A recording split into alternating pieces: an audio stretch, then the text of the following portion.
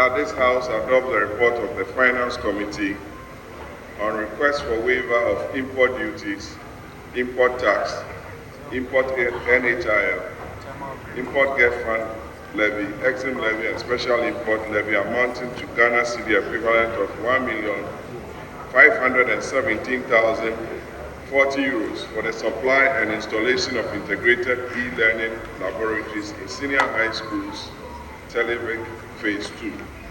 Mr. Speaker, I will ask the Answer Department to capture the entire report as having been read, and I'll give the House a brief background of the report, which is captured on pages 3 of 9 of the report, and also advise members to look at Appendix 2, which is attached, and it exhibits the schools in all the regions which have benefited so far from Phase 1 of the project. I will read the concluding part of the report and ask the House to adopt the report of the Finance Committee. Mr. Speaker, in conclusion, in view of the benefits of the educational sector, how the educational sector stands to gain, as well as the immense socio-economic benefits to be derived, the committee is satisfied that the request is in the right direction. The committee therefore recommends to the House for the adoption of this report and approve the request as earlier stated for the sum of 1,517,040 euros for the supply and installation of integrated e-learning laboratories in senior high schools, the Televic Phase 2. Respectfully submitted, Mr. Speaker. I'd like to associate myself with the recommendation by the committee and request this House to approve the waiver for the installation of e-labs for these schools that has been requested by the Ministry of Education. Mr. Speaker, if you consider the age and time that we are in, and the fact that e-learning has become the vein of education today in the world, it's important that at least we equip our schools with such equipment for them to get acquainted with computers and how they are utilized. I have had the opportunity to have one of these or such schools in my constituency, and I know how it has helped my students as far as these computer labs and computer e-learning is concerned.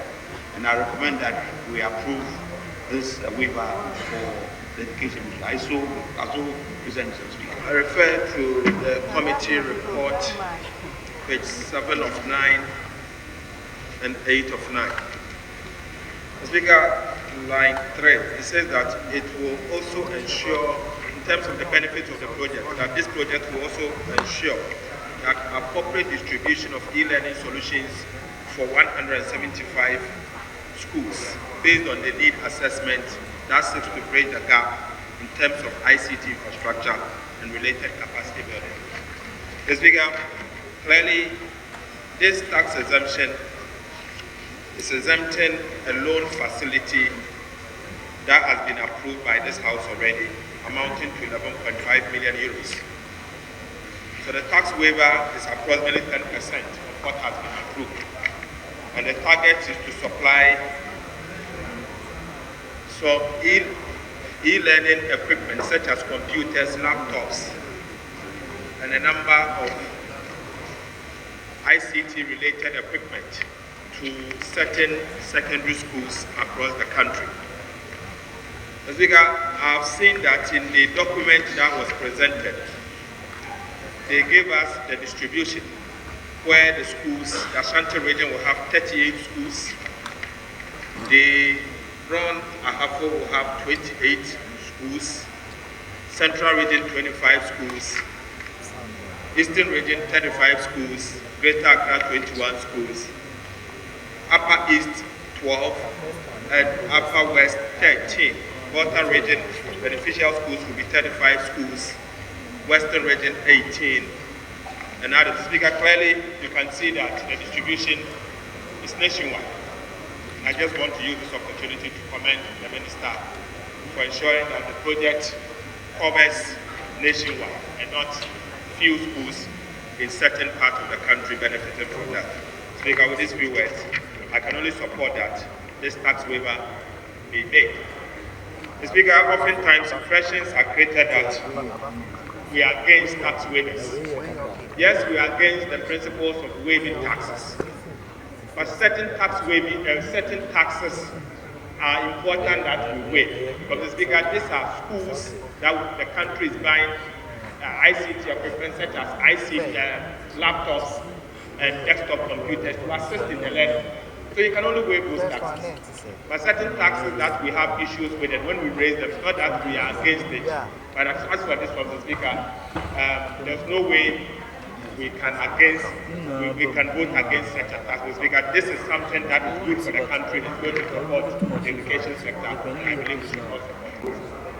But often in this house, when this tax approval is being considered by the Finance Committee, I think it's important that the key, at least leaders of the Educational Committee should always be there to provide input so that it's not only on this. I'm just making a general statement because I was just engaged in the ranking on education. He just told me that he's not even aware that this was really before the Finance Committee. And I thought it's important that going forward, at least the chairman and the ranking must participate. They can provide very important input on the project. This particular report is important, especially talking about e-learning and ICT. But I believe that the specialized ranking committee can always provide very valuable input to the Finance Committee in making such decisions. Just a quick response to the Deputy Minority Leader's concern. This is the tax waiver to the loan facility. The commercial agreement was thoroughly discussed by the Education Committee, and this is a facility that was approved way back in 2020, and they are aware of it. But we've taken notice of what he said.